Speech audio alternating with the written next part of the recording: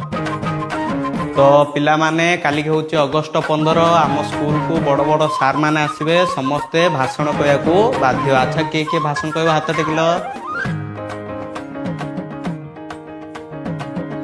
हाँ very good. किरे तू कि कहबुनु? ना सर मोर हबनी सर। हबनी कौन म चेष्टा कले सब हम। आ एडिया कहबुआ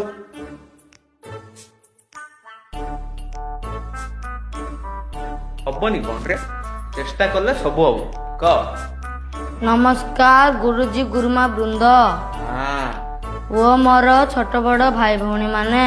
वेरी गुड। इंग्राजी मास अनुसार 12टी मास अच्छी। यही 12टी मास मध्यरु 8 नंबर मास को अगस्त मास कहा जाए।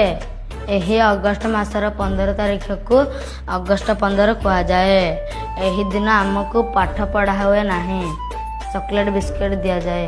एतिकी कही मु मो वक्तव्य शेष करुचे। जय हिंद जय कला पेली पड़ा। भाकुड़ा पिला तू एता काली भाषण रे कहबू। तू गोटे काम करे तू काली स्कूल आना है मु ता हाथ रे मिक्सचर बिस्कुट पठे दी खाई जा।